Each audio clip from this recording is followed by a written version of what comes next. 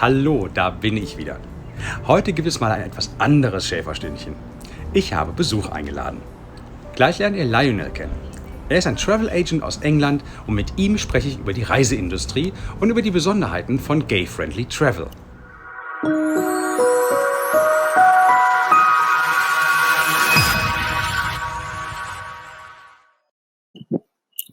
Hello, Lionel. Welcome Hello. welcome to our show. It's great to have you here.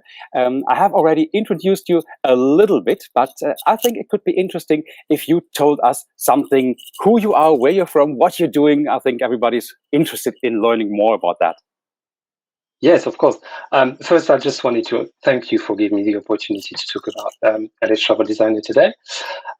So yes, I'm Lionel Hierso. I'm French. I've been in the UK, based in the UK for nearly 10 years now. But LA travel designer started about 3 years ago. I've got 25 years of experience in the travel industry. And a few years ago, I just decided that it would be a good idea to start a business in the travel industry. So LH Travel Designer is about gay-friendly travel. I like to say gay-friendly because everybody's welcome. It's not only dedicated to the LGBT plus community mainly, but everybody's welcome. And have the chance to work with amazing partners. And even if the pandemic has been difficult for all of us, we're starting to trying anyway to get back on track. So it's all about travel, long haul destinations, short haul destinations, city breaks. Everything basically for our clients. So that's me. Yeah, that sounds great. Yeah, thank you for introducing yourself a bit. And of course, it's all about some questions, like 5 that I have prepared for you. And I would just jump right in and start with the first question. What do you think about when gay travel or travel just in general, if it's now really gay travel, if it's gay-friendly travel, just the general travel will be possible like it was before? Well, it's difficult to say now anyway, because, we've been through, this pandemic has been terrible for any industry, really. Loads of job lost and businesses. So it's been really difficult. I can't really tell you. What I can tell you is once it's over, and hopefully soon, obviously people will be ready to travel again. So that's why we are starting to get back on track, being ready. Still, keep in touch with the network and all the people I've been working with.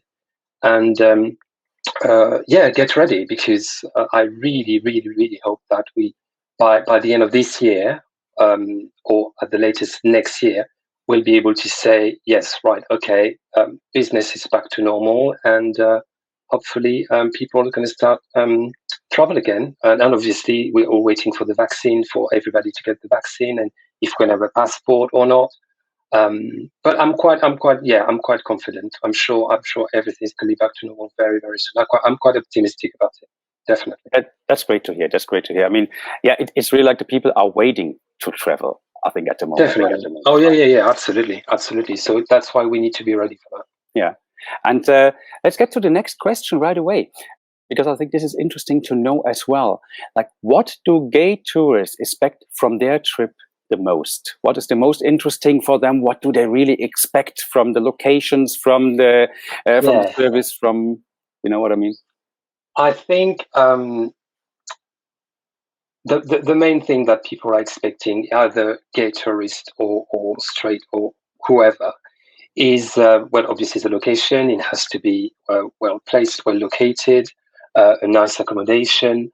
According to my experience, I think you have to listen to your customer.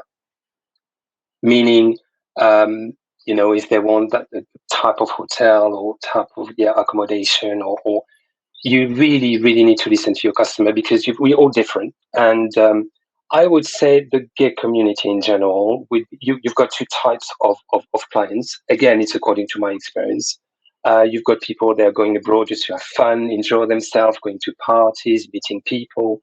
And you've got another type of travelers, where they like more to discover places. And but the common thing for the gay community is the location, but it has to be gay friendly. You need to make sure that your clients will be in a place where they're welcome. There's no differences. They know how to welcome gay couples. You don't want any problem there. That with when you book an accommodation, when you book a room, you have to be really careful in what you're able to offer to your customers. You don't want them to feel uncomfortable or not. How can we do this? Can we do that? Is it allowed to do this? Is it allowed to do that? I definitely not promoting destination where gays are not welcome. That's for sure. But it's just listen to your customer. Say, right, this is what I want. This is my budget. This is the type of accommodation I'm looking for. This is the kind of places I would like to see, landmarks, or I want a city break. I want a tour in, I don't know, in America or Vietnam or wherever. It's all about listening to your customers. Yeah, definitely. Okay. Yeah, I think that's work with the right people as well. Of course. Yeah, I think this is really just a very important thing. It's not like, hey, I'm promoting that because I get the most commission for that destination, for example. This just doesn't make any sense because these clients will not come back, right? No, definitely not. Now that we have been talking already now about the destinations and so on, what advice would you give business owners that want to attract gay travelers? There are some that are thinking maybe, okay, the gays, they have so much money, I want to do business with them. Like this, going to pink washing, this bad word. What advice would you give people that really would like to engage and to work with gay travelers? I think it's all about, I'm not saying, when I started the business, I used to say, who knows better than a gay how to promote a business targeted to the gay market? Yes. It's true. But I think a business is still a business. There's no difference between a business dedicated to the straight community and the gay community. However, being gay, obviously, it's you know more about the community, about what your own expectations are as well. I think it's all about network.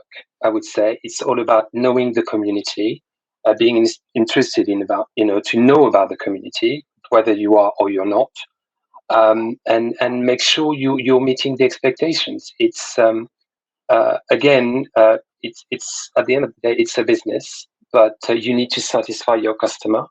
And I would say if you want to work in this industry, you definitely need to have the right target. You need to talk to people. You need to interview people. You need to be like, so what do you think of the tourism industry in general? What kind of where you want to book a holiday? Where do you go? Who do you ask to? Are you going to a traditional agency, or are you targeting a travel agency dedicated to the community?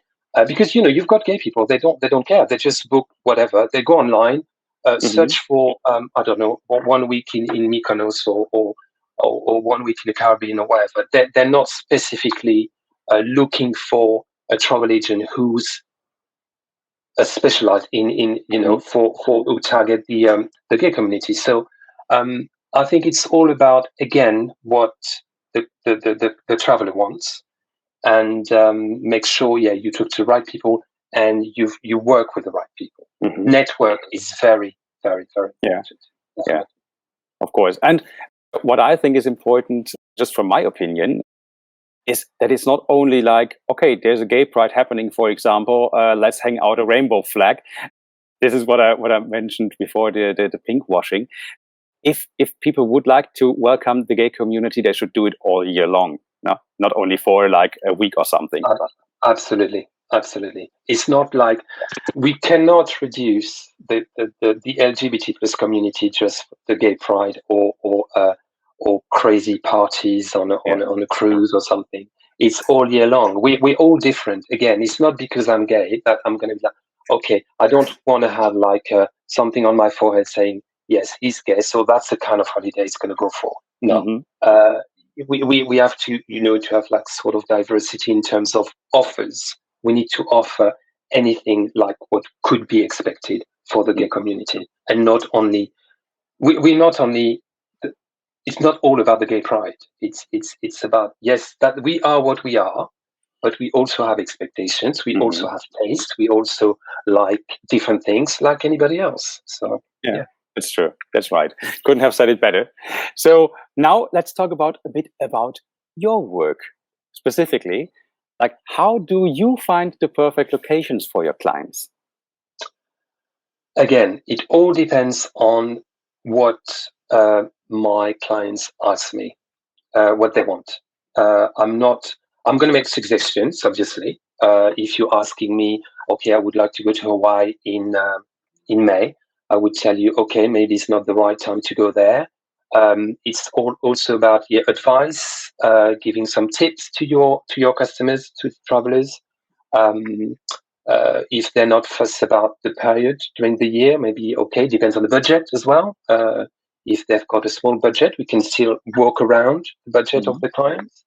And yeah, to find the perfect location, really, it's not the most difficult thing, because again, if I'm telling you I want to spend 2 weeks in Vietnam, yes, there are loads of amazing places in Vietnam. So they're not a specific location where I'm going to tell you you're going to spend 15 days there. And also what helps, I had the chance to travel a lot for the last 25 years. So I can sort of tell you, right, I know America quite well. I've been to Asia a few times. I love Asia. So I can tell you, right, okay, I would advise you to do this. I would advise you to do that. Don't go there. Don't go there, because it could be a bit tricky, yeah, it's all about, having a conversation with the travelers first, know what they're expecting from me as a travel agent, and then work around it. And also, because I have the chance to work with people who are as professional as I am, they're well traveled as well. So it's easier to deliver a good service and to meet their expectations. Yeah, I think that's important as well. I mean, there's a big difference if I, for example, ask a travel agent, hey, what do you suggest me, because this is my expectation, or just going online and, okay, click a button and book, where you don't know exactly what's going to wait for me. I think this makes a big difference, especially in this field Definitely. I think for me, and for us, like working with my partners, it's important to want to listen to your customer, and just have that conversation before saying like, okay, let's book this, let's do that. No, you can book this, you can book that. Oh, okay, you've got a £500 budget. Okay, go there because it's amazing. No. We need to have a conversation first, and then after that conversation, I work on what I have to work on, and then I get back to my customer and say, look, this is what I can suggest to you. What do you think? And then we can again work around it. Yeah, that's great. Yeah, now you have been talking about your partners, and I think because we have been talking about this before already, that you have new corporations. So how is it possible in these times now to have new corporations? I mean, there are all these restrictions around the world. The travel industry is not like it was before. How did you manage that? No, it's a struggle for everyone. Honestly, I mean, I suppose I've been lucky. I was telling you earlier about the network. Network in any industry, I think, is really important. I'm obviously on LinkedIn. I'm on social media.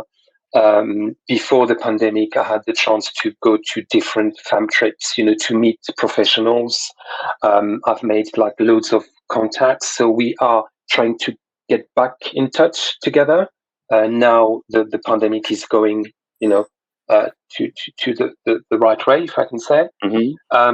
So I've been in touch with a few people lately, asking me if I would like to work with them and try to start a sort of partnership and see how we can work together and how we can help each other.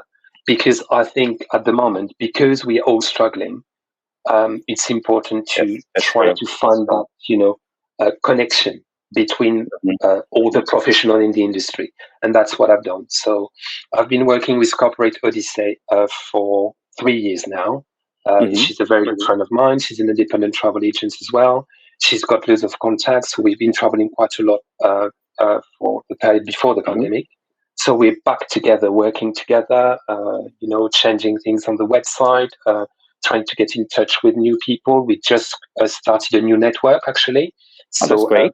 Some professionals are welcome to join that network. So it's going to be advertised soon online and especially on LinkedIn. So that's the thing now. I think it's important to help each other, just and try to find a way to get out of all these terrible times. Yeah, that's really true. Yeah, that's great information. I think everybody can get something out of that, of course. And I can only suggest, if you have any questions, just reach out to Lionel. You see the website is mentioned here below, and get in touch, get your new information, and just talk. Yeah, Lionel needs to know what you want to do in the end. Yeah, and you see, I have flies all over. I'm sitting here in my garden. This is really disgusting. Don't think I smell or something. It's just like, it's the outside space here. I can't change it. So, as I said, everybody, feel free to reach out to Lionel, get your information, talk to him, and maybe book your next trip. Yeah? Yes, please. Thanks for being with me, Lionel. That has been very interesting. Thank you. Thank you for having me. It was, thank you very much for the opportunity. It was my pleasure. And talk to you soon. Thank you. And bye-bye. Thank you very much. Bye-bye.